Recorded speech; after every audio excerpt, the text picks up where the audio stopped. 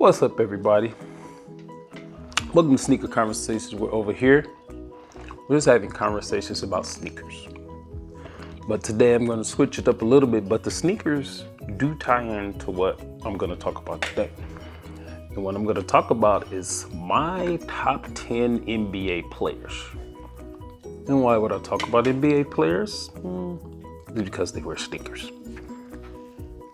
Now, my list is, the criteria for my top 10 list is players that I've seen live in person and or live on television. So that being said, that would automatically exclude such players as, somebody like Wilt Chamberlain, which I've seen some remastered 4K video on YouTube about Wilt Chamberlain. Goodness gracious, if you look up some of the numbers that he put up, they're cartoon numbers, they're video game numbers. They're not quite real. And if you go to YouTube and look at some of those 4K videos that they remastered, this dude was just a giant. Long arm, it looked like his arms hung down to his calves or something like that. And he was just a force out there. A school player like Oscar Robertson, who averaged a triple-double when it was a more important stat than it is now, when Russell Westbrook has registered for all those years that he did. And a player like Jerry West, right? Jerry West had to be great. Never saw him in person, obviously. Never saw him live on TV, but the guy is the NBA logo. So, and there's been some debate about that to where they want to put my number one guy. The talk has died down in years, but they want to put one of the guys in my list as the logo. And lists like this tend to go from 10 to 1 to be dramatic, but I'm going from 1 to 10 to be dramatic. And you know why? Because this is my list. So number one, anybody know anything about basketball? It's a no-brainer. Standing 6'6", 198 pounds from North Carolina. Michael Jordan. Don't know what I need to really say about Michael Jordan. The name is synonymous with just greatness. 6 NBA final appearances, 6 NBA championships. I can't remember how many MVPs he had, maybe 4, maybe 6, I don't know. But the definition of the GOAT, and in my opinion, yes, he probably should be the logo. And this whole list is purely about basketball on court. I don't care about any of these guys on the list, transgressions, things that happen off the court or anything like that. We're all human, we're all flawed. We've all done some things that we're not 100% proud of. We were built with flaws and the ability to make mistakes and have discernment in our life. So I'm not going off that. This is just pure from a basketball standpoint. So my number two, this guy was 6'2", measured at 6'2" when they used to make NBA players taller than they really are, because now they say they measure them as their true height, and that's what they list, is Isaiah Lord Thomas III. The Pistons were a dismal franchise. He led them to their first 2 championships. Just heart, just toughness, just a leader. And it's not surprising because he was from tough parts of Chicago. And then if you ever seen an interview with him, like kind of present day with him recently, you get a greater appreciation for what made Isaiah the type of player that he was. Now this one for me, this one's special for me, number 3. Number three and number 5, but we'll go with number 3. Of course, Irvin Magic Johnson. He was a unicorn in his time. Magic Johnson was a 6'9" freaking point guard, which during the days he played, a 6'9" point guard was power forwards were 6'9". Some centers were 6'9". And early on in Magic, and I'm talking about just mainly pro, when I talk about all these players, not really focused on college, he really didn't have a jumper in his early years, and Magic Johnson was a distribute first point guard. But later on, Magic Johnson developed like a half a jumper, and that even propelled him a little bit higher. And not necessarily because he would hit the jumpers, he was just another threat.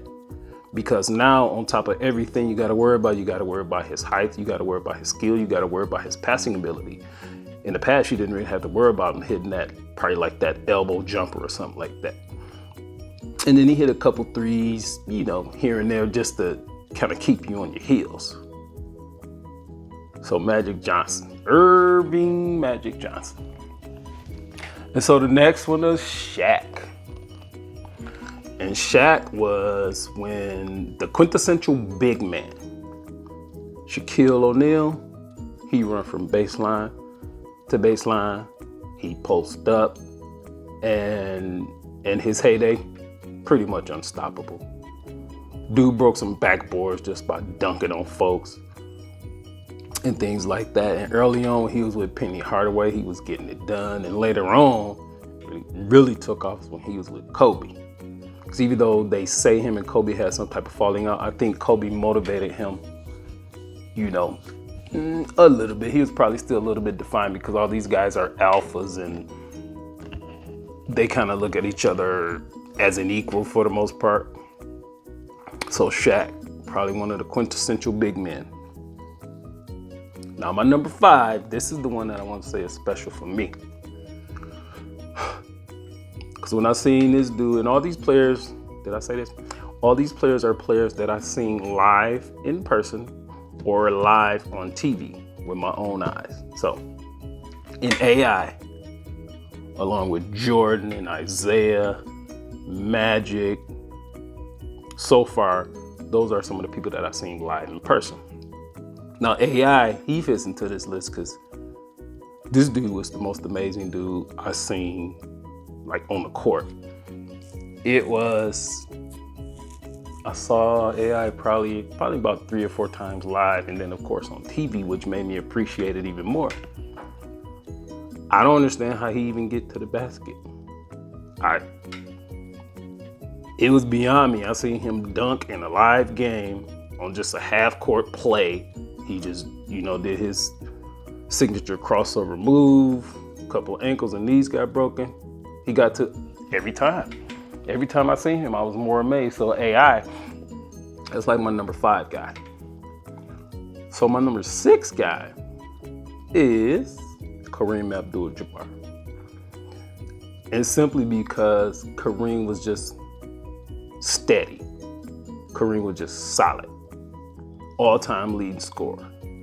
Number 1 all-time leading scorer. LeBron is coming up on him, but Kareem had the ugliest shot that I don't care how tall you were or how good you are defensively, you could not stop it. And I don't understand why more players don't shoot that shot, the hook shot. Go look Kareem up. He was just steady. And of course he was a big man, and he was unmistakably, because later on in his years he had a bald head and he had them ridiculous looking goggles on. You couldn't miss him on the court. And then he'd get not in the corner, but right down by the baseline. You knew what he was gonna do. Every player knew what he was gonna do. You just couldn't stop his shot. So the next player is a player that made the modern NBA is what it is today. And that's Steph Curry. I remember growing up, you step across the half-court line and shot a shot, the coach taking you out. And you might not get back in the game. Today, one step across the half-court line, that's considered a decent shot if you've shown a propensity to, even make maybe half of those shots. I blame Steph Curry for that, which is not a bad blame, because if your game is gonna evolve, it has to evolve, because over the years we've seen, like back in the 80s, in the 90s, where it's kind of like football. Back in the day, you have a score of, the winning team scores 85 points. I ain't watched the whole game, but I saw kind of the last quarter. I don't remember who it was. I think it might have been Golden State. They won 142 to 114. something like that. Now, from a pure basketball athletic standpoint, they're just supposed to score. So that's what I want to see. I don't want to see no 80 to 85. You know, I don't watch a lot of basketball, but when I do, this is a different game. Oh boy, this guy, KD, Kevin Durant. He's another unicorn. He's a freak of nature. 6'9", looks skinny as a rail. There's nothing that KD can't do. Dribble, penetrate, three-pointer, elbow jumpers, mid-range jumpers, defense. Nothing KD can't do. I don't know if anything else to be said about KD. That dude. Except for maybe do something about that hair. You can brush that hair or do something with it, but it's all good. My number 9 is just a dog on the court. And talk junk with the best of them, if you didn't notice or not. His name was Larry Bird. 6'9", power forward. Larry, again, not the fastest, not the most athletic, not anything like that. But Larry Bird was just a winner. He was just a dog, and he was great. He would tell you how great he was, and he would tell you what he was going to do to you before he did it. And he would just tell you. And coming out of, if anybody can name me another player, basketball player, period, that came from Indiana State, the Indiana State Sycamores, that'll be the first one that I know. And my number 10 is LeBron James. And this might sound like a little bit hate on LeBron James, but he's only number 10 for me because he got 4 championships. And even though I believe championships are more of a team thing than an individual thing. So regardless of who we say we had around him, you couldn't just put him on the court by himself and play against the other 5 players on the other team and he would win. So that's why I say championships are more of a team thing. That's why he only has 4. Because if he deserved to be up higher in his list and he was that dude, he would have had more than 4. And if you really pay attention now, don't pay attention to really the numbers and things that LeBron puts up now. Just kind of watch him. LeBron stands around a whole lot. And there's several reasons. The dude is 37. As many games and finals and all that he has went to, his body probably is more like a 57-year-old, even though he spends so many millions of dollars on his body a year. He's still human. Father Time is undefeated, and he has to conserve. So no, this is no hate. These are things that I have observed. And again, these aren't facts. These are my opinion. And this is what I see. So I'm watching LeBron. I'm like, the dude is just standing around. Now, what made LeBron great when he came in, there were several reasons. When he came in, regardless of hell or high water, they was going to make him the next. So therefore, they saw this dude 6'9", 250. His best asset, he's an interesting player because he has a high basketball IQ, but he doesn't necessarily have the skills to match it because of his height, his strength, and his weight. For most of his early years, he just drove to the basket and nobody could stop him. But now, since you know that 37-year-old body, which feels like 57 years old, 60, something like that, he does that less. He didn't have some games this year where he had some 30-point game, but I bet he took 20 shots. So again, nothing against LeBron. I don't think he had the skills. If he had the skills to match his body type and his ability, he'd be, if you could put a number above 1 that's better than 0, LeBron will be up there. There was one particular game, you guys can go look it up. He scored like 16 points in like 2 minutes or something like that back in the day, in his early days against Milwaukee. That's a video that I always go back to because that stuff was crazy. But what I think is another thing you can look up, a lot of the rules were changed for LeBron because they wanted to make him the next. And while you're looking up any old video on LeBron, look up something called magnet ball.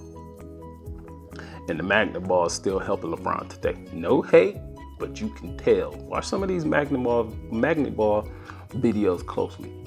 But that's my top 10 NBA players that I've seen live in person or live on TV. Time is one thing you can't get back, and I'm glad y'all spent a few minutes with me. Got any comments? Don't hesitate. I like to hear new ideas. Tell me what this person, that, this, but remember, this is my list. Players I see live in person or live on TV. And thank you for joining Sneaker Conversations.